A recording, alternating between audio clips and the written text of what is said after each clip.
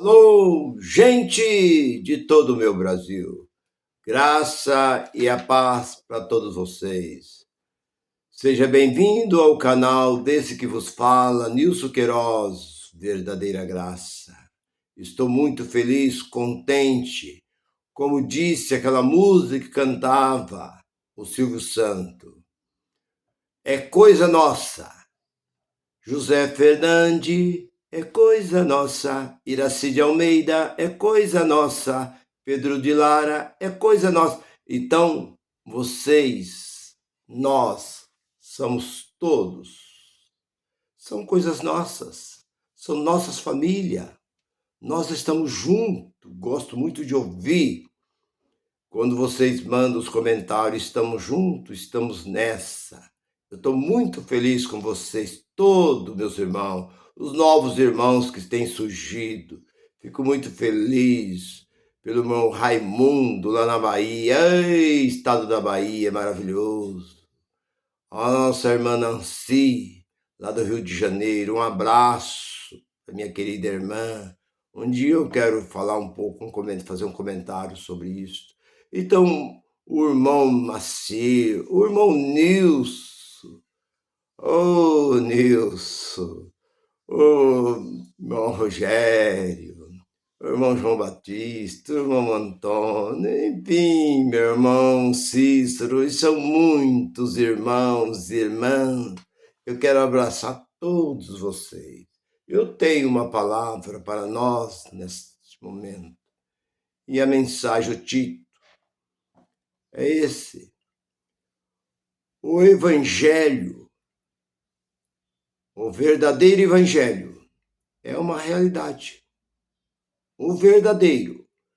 Porque como Jesus disse à mulher samaritana, no capítulo 4 de João, versículo 23, 24, ela diz assim: os verdadeiros. Meus pais adoraram neste monte, mas se diz que é em Jerusalém, no templo, que se adora. E Jesus diz, os verdadeiros. Por que ele usou essa expressão, os verdadeiros? Porque é dois tipos de adorador. Existe aquele que está por estar, aquele que canta por cantar, ora por orar, lê por ler, crê por crer, mas não está nem aí, como diz aquela música, não estou nem aí, não estou nem aí. Então, Jesus diz os verdadeiros adoradores. Então, o evangelho, existe o verdadeiro evangelho, existe o falso evangelho. Então, meu irmão, minha irmã, nós estamos cansados de ouvir da boca desses homens que se colocam numa posição tão bonita, bem adornada a igreja. Ele se coloca ali, talvez com um grupo de louvor, coral, uma boa equipe ali. Mas as palavras que procedem da boca deste homem, ou desta mulher, dessa missionária, é completamente o contrário a este livro. O verdadeiro evangelho, o que é o verdadeiro evangelho? O que é evangelho? Muitas vezes, as denominações, elas não explicam. Porque, na verdade, de evangelhos não tem nada. Eles deveriam colocar na frente do templo, do local, daquele lugar que chama de igreja, colocar lá, né, reunião protestante. Por que reunião protestante? Porque igreja é vida. Sair para fora do judaísmo, está no grego. Então, igrejas são vida, somos nós. Nós somos a verdadeira igreja de Cristo. Irmã, você não está indo mais na igreja? Como é que eu vou num lugar que se eu sou ela? Não, mas você tem que buscar Deus. Como é que eu vou buscar uma coisa que já está dentro de mim? Eu não tenho que buscar Deus, nem ir. Eu sou a igreja de Deus, está dentro de mim. A irmã está desviada. Desviada. Se Cristo está na minha vida, eu estou desviado do quê? Posso estar desviado da religião, do homem, mas de Cristo não. Então não aceita quando alguém te chama, porque o verdadeiro desviado são eles. porque eles estão desviados, que eu preguei uma mensagem a semana passada, semana atrasada, que eles são os verdadeiros desviados, porque eles desviaram da verdade. Porque Jesus disse, conhecerei a verdade, mas eles continuou na lei de Moisés. Conhecerei a verdade, e a verdade vai libertar. Ninguém pode permanecer no erro conhecendo a verdade. Se ele conhece a verdade e permanece no erro, ele é mais cego do que aquele cego que é guiado pela mão dos outros. Porque Jesus diz que mais cego é aquele que não quer enxergar. Tem pessoas que você chega e abre este livro, mostra para ele.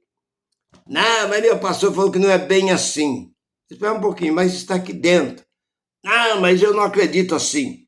Eu acredito do jeito que o meu pastor falou. Você vai fazer o quê? Então, quem são os desigrejados?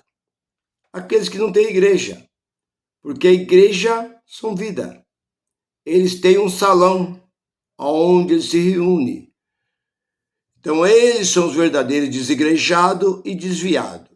Bem, então voltando, o que é o verdadeiro evangelho? É uma realidade. Por quê? Porque quando veio Jesus veio fazer o quê? O povo vivia debaixo da lei de Moisés, debaixo do domínio de Moisés. A lei era condenação e morte. Ela julgava e matava sem piedade.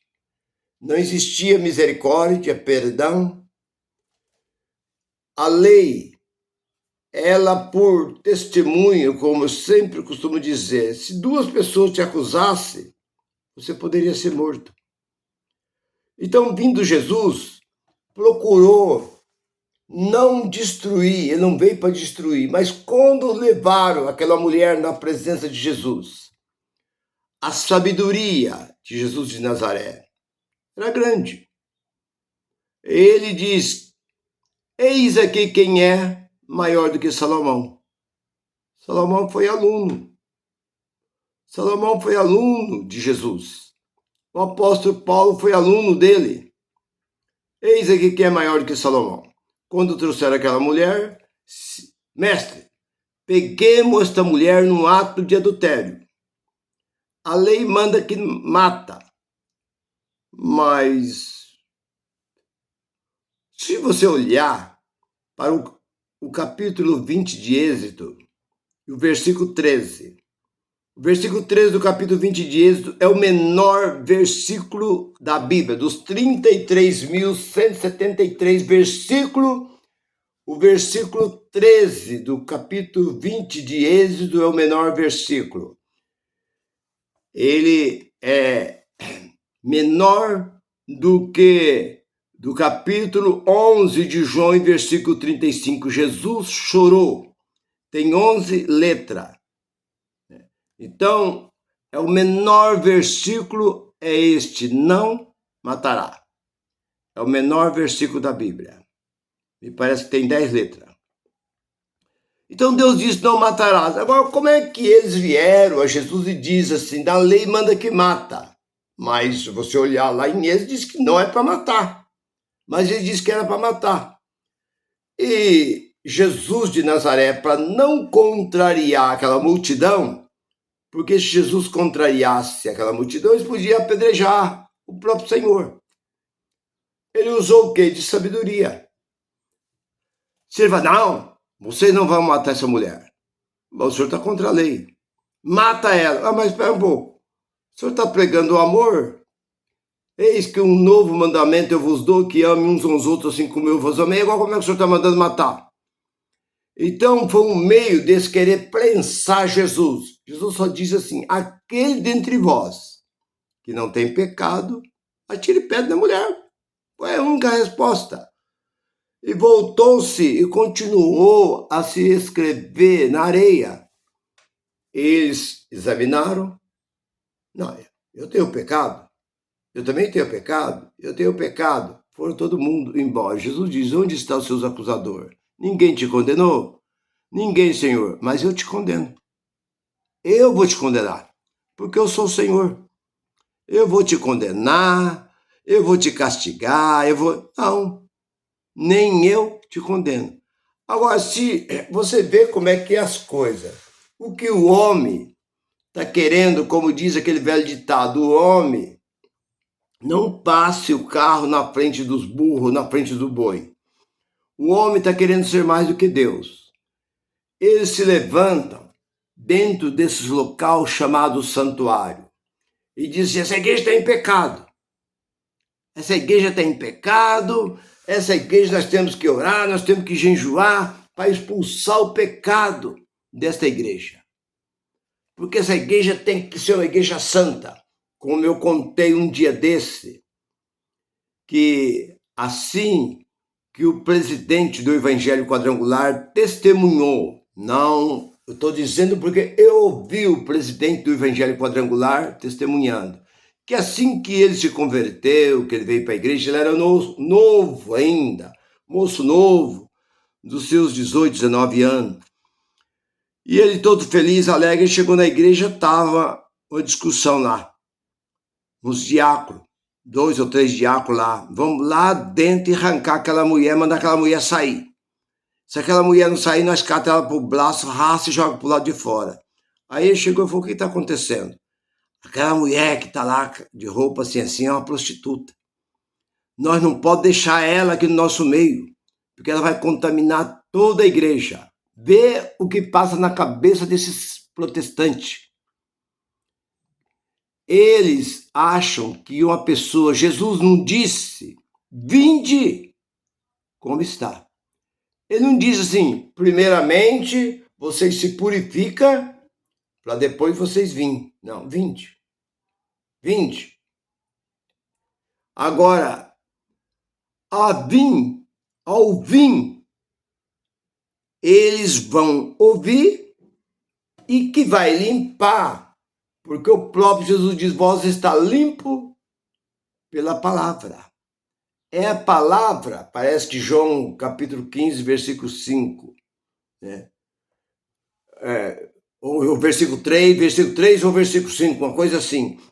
Vós está limpo pela palavra. É a palavra quem limpa a pessoa. Então, esses local, e ele diz que falou, não, nós vamos lá. Ele diz, não, deixa a mulher lá. Quem é que mandou vocês fazer isso?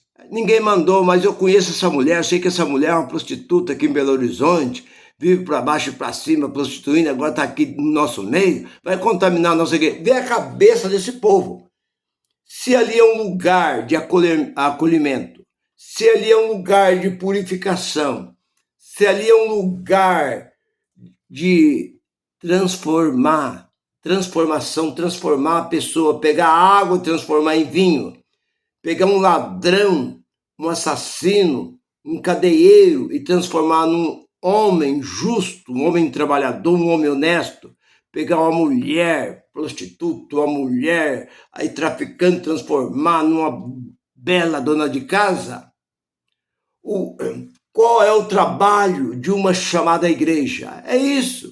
Mas por falta de conhecimento, quiseram tirar a mulher. Ele diz, não, eu não aceito. Não, você tem que ir lá com nós. Nós vamos lá, catar ela pro braço, mandar ela sair. Se ela não querer sair, nós agarra ela pro braço e arranca. Pô, maior escândalo vocês vão fazer. Que vocês vão chegar lá, vai pegar essa mulher pro braço e arrastar, essa mulher vai xingar, essa mulher vai gritar e vai ficar feio. Então vamos deixar quieto. Então, são essas coisas que passam na cabeça desse povo que se chamam crente. Então, por isso que a mensagem é essa. Qual é o verdadeiro evangelho? O verdadeiro evangelho é aquele que é realista. Ele trabalha dentro das 4 linhas, como dizia o nosso ex-presidente. Nós temos que conhecer primeiramente este livro. Depois que nós passamos a conhecer este livro aqui, conhecer, não é ler, não. Ler é uma coisa e conhecer é outra coisa. Porque eu estou cansado de pedir para as pessoas, lê tal coisa assim para mim. A pessoa lê. Aí eu falo, o que está dizendo aí? Não sei. no capítulo 27 de Mateus, e versículo 34. Jesus estava sendo levado para crucificar. Eles iam levando ele para a crucificação e pegaram vinho misturado com fel e deram para ele beber. E ele se recusou. Está ali escrito. Eu pergunto, por que os outros ladrões, todos que iam para a cruz, que ia ser crucificado, bebia? E Jesus se recusou. Eles batem para lá, batem para cá. Isso eu perguntei para professor de teologia, mestre em teologia. Não sei. Você não sabe, não? Nem eu vou te responder. Eu podia te responder, deixa quieto. Eu vou dizer, a resposta está em Isaías. Mas vamos deixar quieto. Então, não adianta ler e não entender. Então, voltando para aquilo que eu quero dizer, o verdadeiro evangelho. O que é evangelho? Boas notícias.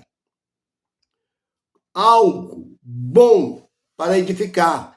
É a mesma coisa de alguém falar assim, olha, o prefeito, o governo, o prefeito vai fazer aqui 500 casas. Não é predinho, não. Não é aqueles predinhos de 16 apartamentos que eles fazem aí de 4 com a escada, a pessoa tem que subir com geladeira, com mesa, cadeira, fogão, máquina, lavar roupa lá para cima, aqueles predinhos, hein? Parece um caixotinho pequeno. Não.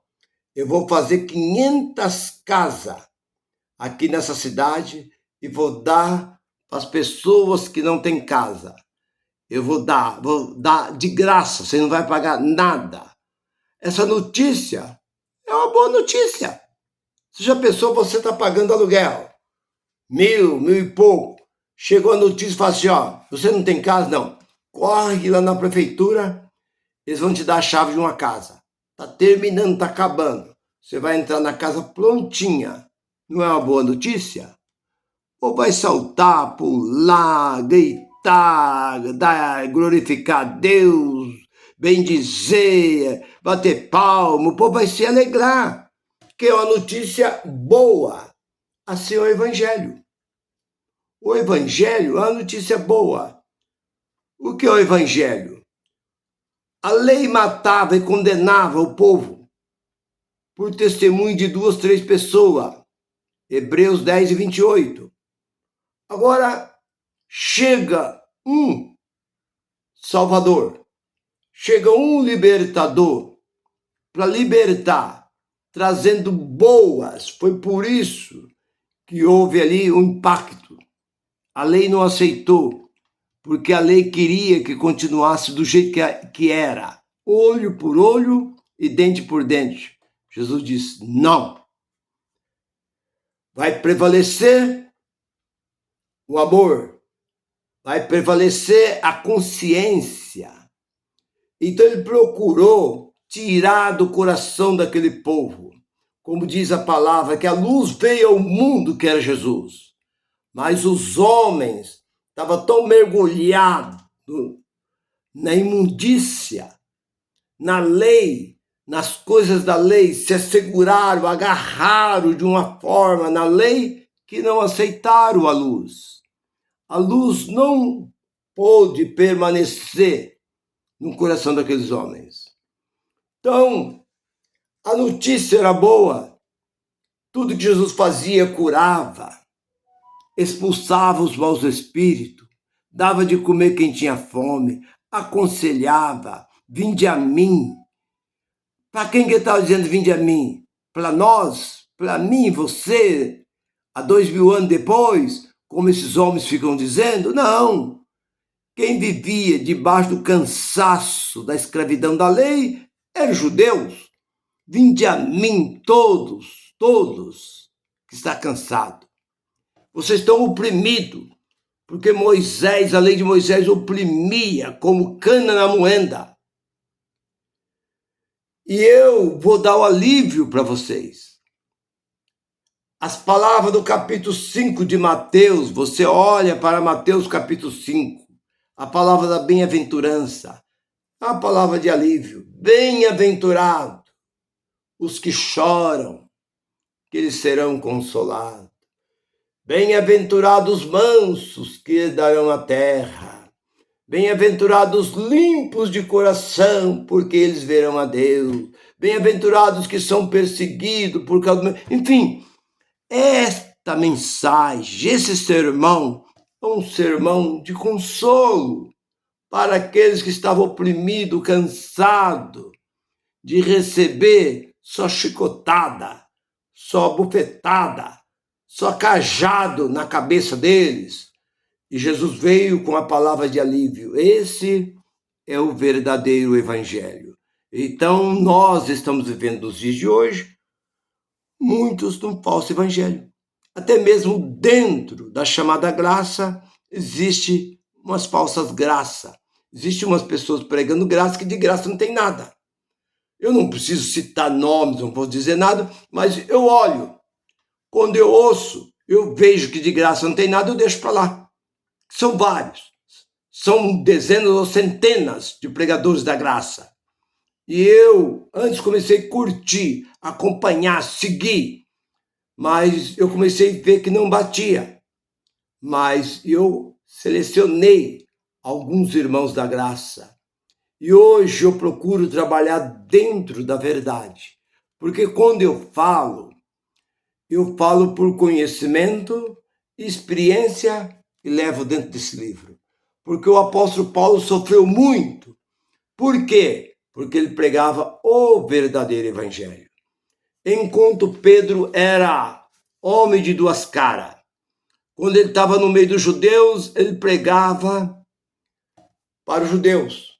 Quando ele estava no meio do gentio, ele pregava e comia e bebia com o gentio. Então ele era judeu, mas vivia como gentio. Paulo repreende, dá uma dura repreensão no capítulo 2, versículo 12, 13 de Gálatas 14, você vê ali Paulo repreendendo duramente Pedro por causa disso.